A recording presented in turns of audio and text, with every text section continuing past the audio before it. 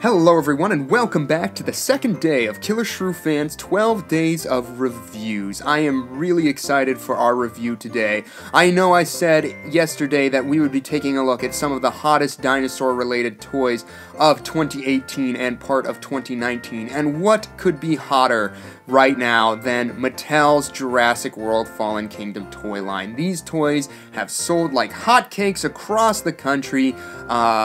Shelves are being destocked, restocked, left and right. There's just such a demand for these toys. They're affordable, kids love them, collectors love them, I love them. So yeah, these are definitely the things that are in right now. So without further ado, let's go ahead and bring in our figure for today. It is, of course, the Pteranodon Roarivore by Mattel. I'm actually really excited to take a look at this one for you guys today because this thing hit stores a long while back. Like for me, I think I got it end of July, beginning of August, somewhere in that zone.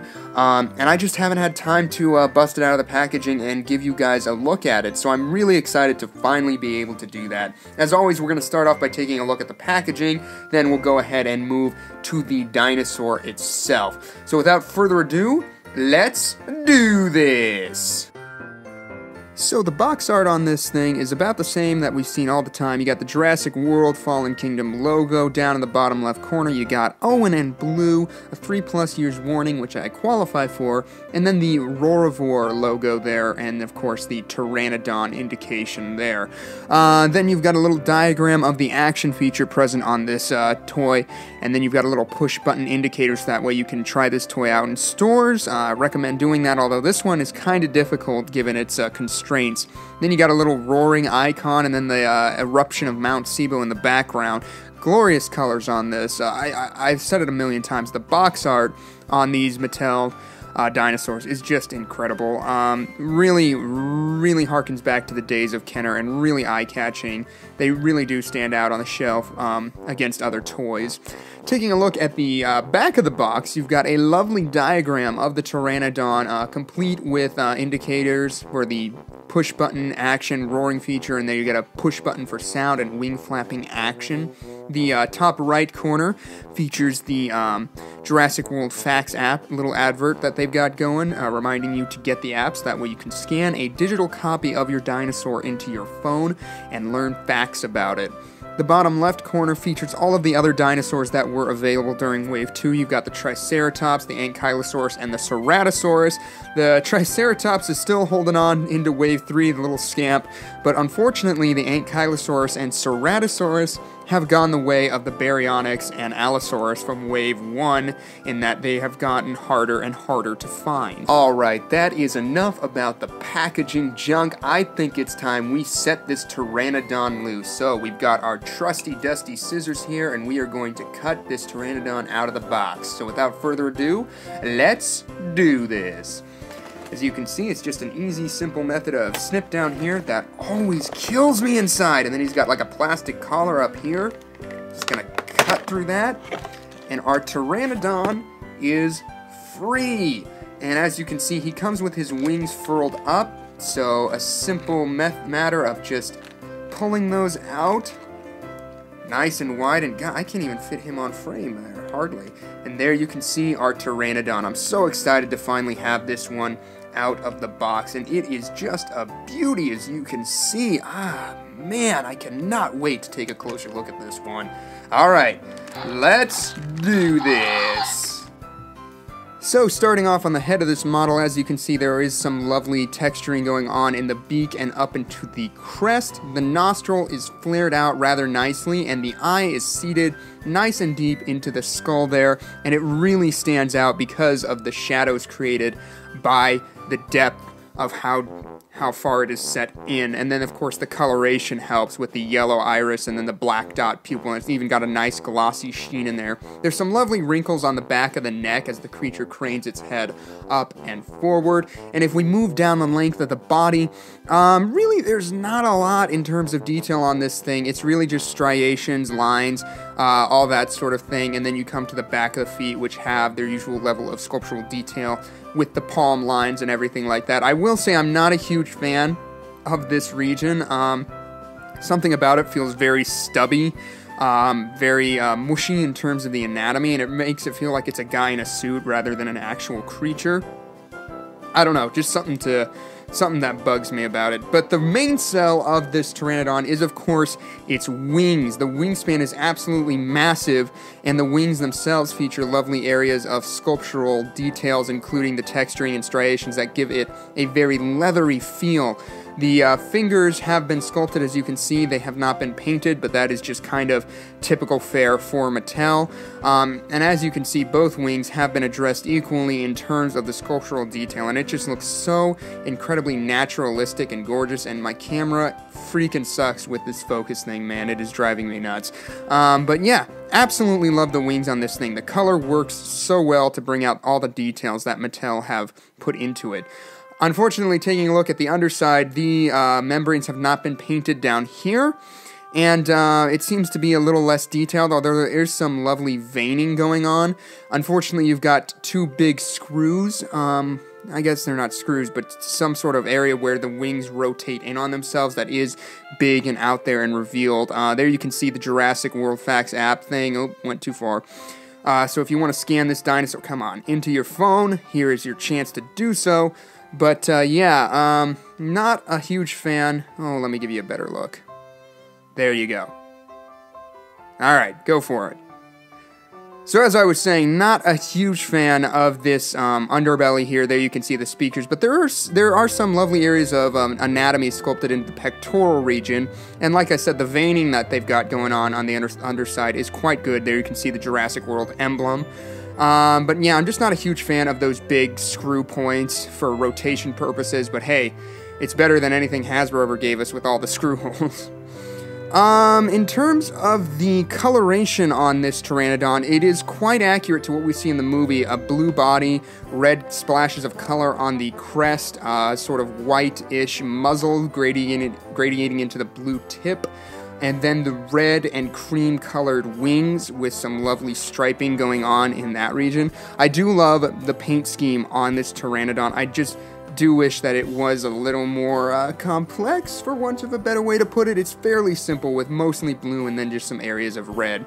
In terms of articulation, you kind of get limited movement on this one. There is a rotation point in the head neck region, so that way it can go up and down and you can rotate it around side to side. The mouth opens quite wide, but a little side note here that I didn't mention, I'm not a huge fan of the teeth that Mattel went and sculpted into the beak of this thing. I'm not sure if that was a movie detail. I don't remember ever seeing teeth in any of the Pteranodons, but the interior of the mouth has also been sculpted. As you can see, the roof is there, and then you've got a nice pink tongue that goes all the way to the back of the throat and has a nice gloss to it.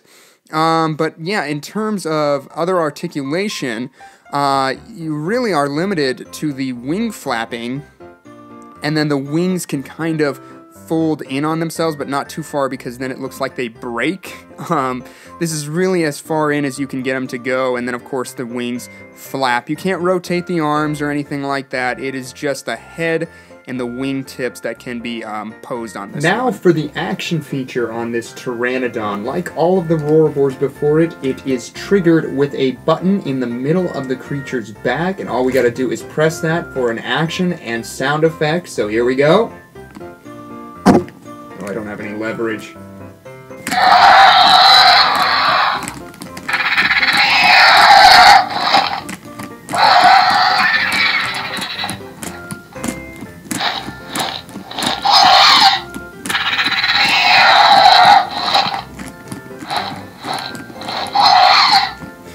So, a good variety of sounds with this one. A lot of wing flapping and cawing. Sounds very similar to the dinosaurs that we see in the movie, which is absolutely awesome. And the harder you press it, the more of a flap that you get, and you can build up some good momentum with it as well. I like the action feature on this thing, and with the impressive wingspan on this toy, I think it only adds to it.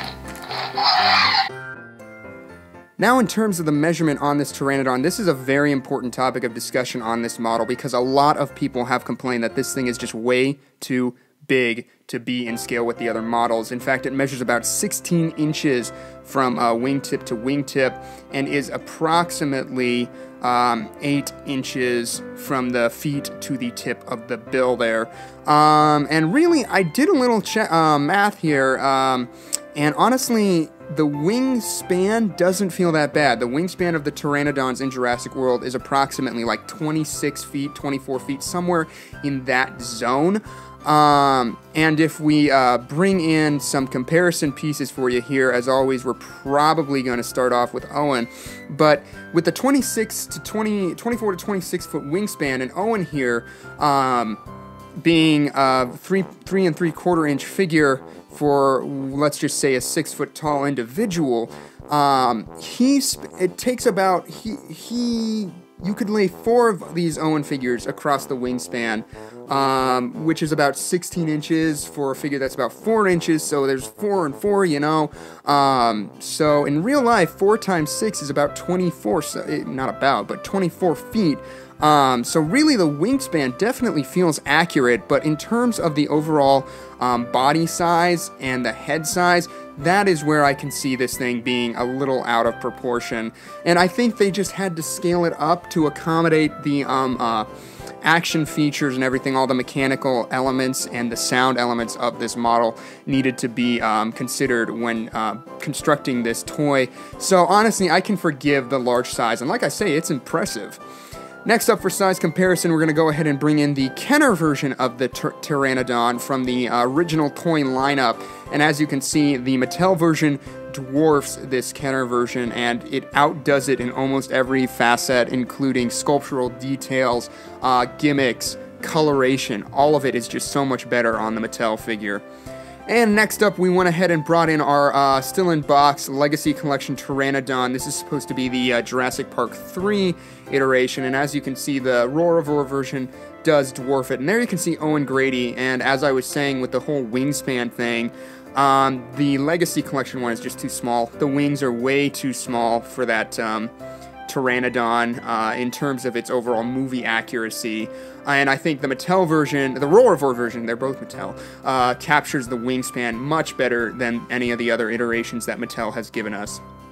Well, everyone, that is going to do it for our look at the new for 2018 Pteranodon Roarivore by Mattel. Overall, I do think this is an impressive figure in terms of its size, though the overall proportions and everything, in terms of the whole everything in scale with one another, are off, and the posability is a little lackluster. I think this thing more than makes up for it with its impressive wingspan, which, you know, honestly, this was one of my least favorite Roarivores till I took it out of the box and I just saw how cool it is with its wings all the way unfurled. So I think this is definitely one that you need to buy and open to fully appreciate. If you were to ask me who's done the best Pteranodon in the Jurassic Park / World trilogy or franchise, that's a tricky one. I have never seen the Hasbro version, but just in terms of movie accuracy, this one is definitely going to go to Mattel. And again, take that with a grain of salt. The Hasbro version could be better. I haven't seen it in person, so this really isn't a fair comparison. But yeah, I think this Mattel figure definitely speaks for itself. I think it is definitely one that you should get and display out in the open. So I want to thank you guys all so much for tuning in to our review today. Really means a lot. We've got a lot more reviews coming as part of Killer Shrew's 12 days of reviews. So if you enjoyed today's review, don't be afraid to subscribe on the way out, because like I said, there's more coming. And also, if you enjoyed it, don't forget to hit the like button on the way out. Really thank you guys so much for tuning in. Your support means the world to me. Alright, that's going to do it for me today. Killer Shrew Fan out.